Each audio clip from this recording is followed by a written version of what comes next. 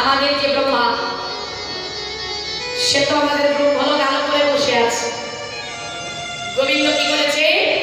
ওই ব্রহ্মলোকে পৌঁছানোর আগে আর একটি ব্রহ্মা সৃষ্টি করে ব্রহ্মলোকে পাঠিয়ে দিয়েছে। ব্রহ্মার প্রাণ কেঁদে উঠল, নিজের ভুল বুঝতে পারলে আছাড় খেয়ে এসে বললেন বৃন্দাবনের মাটিতে, বললেন হরি হে হরি, আমার মানব সন্তাপ নাশিতে, এতে যদি তোমার দুঃখ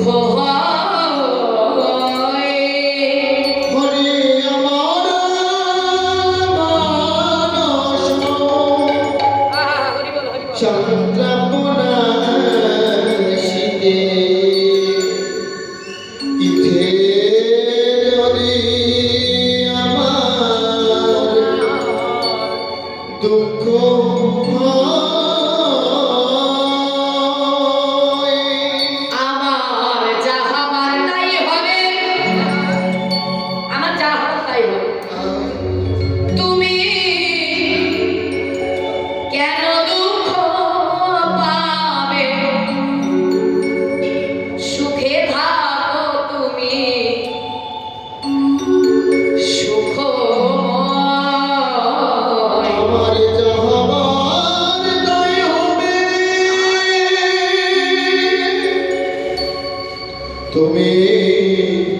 কেন দুঃখ পাবে, তুমি সুখে থাকো, তুমি সুখময়। এতে যদি তোমার দুঃখ হয়, হরি হে, আমায় ফেলে একা এই বন্ধুহীন দেশে,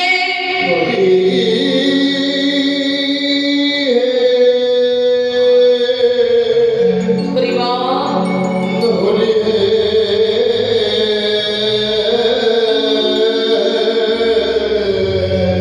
ওহে আমায় ফেলে একা এই বন্ধুহীন দেশে, কোথা রইলে হরি, কোথা রইলে বসে, আমায় একা ফেলে এই বন্ধুহীন দেশে তুমি কোথা রইলে বসে, আমি যাব গো সেই দেশে তোমার ওই উদ্দেশ্যে, আমি যাব সেই দেশে তোমার উদ্দেশ্যে, আমি যাব গো সেই দেশে তোমার ওই উদ্দেশ্যে, কোথা গেলে পাবো শ্যামরায়,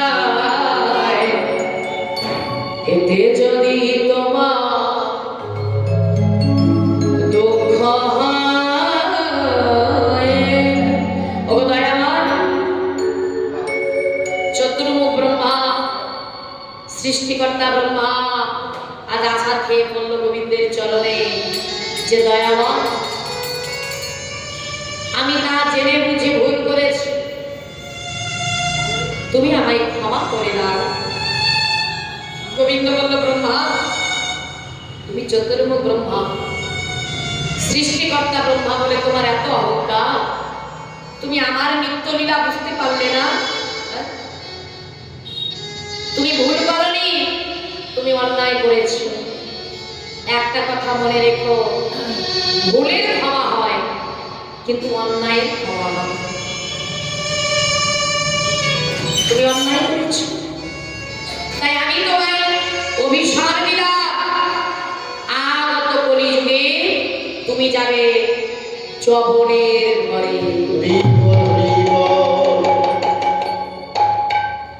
চবনের ঘরে জন্ম হবে, সবাই জানবে তোমাকে চবন হরিদাস। সেই ব্রহ্মা এই কলিযুগে বাবা হয়েছিল হরিদাস। কেউ বলে যে ব্রাহ্মণের ঘরে জন্ম হয়, কিন্তু পালিত হয়েছিল মুসলিমের ঘরে। পিতার নাম হচ্ছে মনোহর চক্রবর্তী আর মায়ের নাম হচ্ছে সুমতি। আবার কেউ বলে যে না না, ও ব্রাহ্মণের ঘরে জন্ম হবে কেন, ও হলো যমন হরিদাস। এক একটা শাস্ত্রে এক একটা ভাবে বর্ণনা করা আছে। তো সেই হারেশ, ছোটবেলায় নাম ছিল হারেশ। ছোটবেলায় পিতা মাতা ঘরে আগুন লেগে গেল, ঘরে আগুন লেগে গেল, পিতা মাতা মারা গেল। এই ছোট্ট ছেলে হারেশ কাঁদছে, ঘরের মধ্যে আগুন জ্বলছে। আর সেই পথে যাচ্ছিল হাবিবুল্লাহ মিয়া। মনে মনে ভাবলো যে সন্তান একা একা বসে কাঁদছে, ঘরে আগুন লেগে গেছে, তা আমাদের তো কোনো সন্তান নেই, এই সন্তানকে আমি ঘরে নিয়ে যাই, কাউকে জানতে দেব না, আমি আমার মতো মানুষ করব। গভীর রাত্রে গভীর রজনীতে ছোট্ট ছেলেটিকে সঙ্গে নিয়ে আজ হাবিবুল্লাহ মিয়া চললেন তার ঘরে। গিয়ে দরজায় ধাক্কা দিচ্ছেন, বলে ফাতেমা দরজা করো, দরজা করো। বলে কেন? বলে দেখো দেখো আমি কাকে নিয়ে এসেছি। বলে তুমি কার শিশু, কার শিশু করে নিয়ে এসেছো? বলে ফাতেমা এ কারো শিশু নয়, এ হলো আল্লাহর বকশিশ। কিন্তু বাবা মুসলিমের ঘরে প্রতিপালিত হবে কি? অন্তরে তার কৃষ্ণ প্রেম, অন্তরে তার কৃষ্ণ ভক্তি, হরিনাম করে, কৃষ্ণ নাম করে। পাড়ার প্রতিবেশী বলে হারেশ তুমি মুসলমানের ছেলে, তুমি হরিনাম করবে কেন? তুমি নামাজ পড়ো, তুমি রোজা করো, হরিনাম তুমি করবে না। বলে ও গো, তোমরা আমায় হরিনাম বন্ধ করতে বলছো, তোমরা কি জানো না, তোমরা কি জানো না গো, আমি হরিনাম ছেড়ে দিলে হরিনামে আমায় ছাড়ে না, হরিনামে আমায় ছাড়ে না। হরিবল হরিবল বলছে ও গো,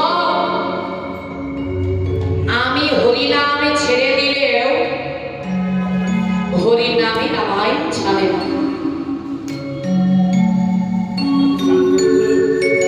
এই হরিনামের মধ্যে বাবা না জানি কি এমন আছে যে হারেশ বলছে হরিনাম আমি ছেড়ে দিলে হরিনামে আমায় ছাড়ে না। তো বললো শোন শোন হারেশ, তুই যদি হরিনাম করবি, তুই যদি কৃষ্ণ নাম করবি, আমরা কাজী সাহেবের কাছে নালিশ করব। সবাই মিলে দল বেঁধে গেল কাজী সাহেবের কাছে, যে হুজুর আপনার রাজ্যে একজন মুসলমানের ছেলে হয়ে হিন্দুদের হরিনাম। কাজী সাহেব বলল শোনো, এক কাজ করো, ওকে 22টা বাজারে নিয়ে গিয়ে এমন ভাবে বেত্রাঘাত করবে, রক্তে আর চোখের জলে ভেসে যাবে সব, তাহলে বুঝতে পারবে হরিনামে কত মধু, কৃষ্ণ নামে কত মধু।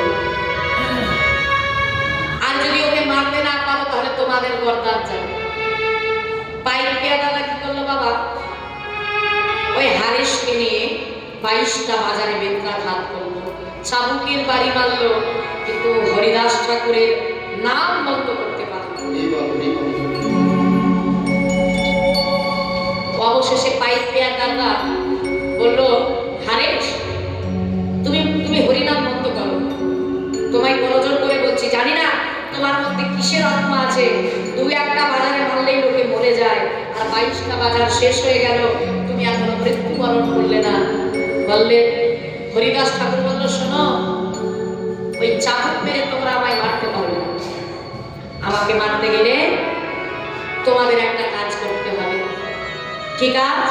তোমরা আমাদের সঙ্গে হরিনাম করো। বলো হরে কৃষ্ণ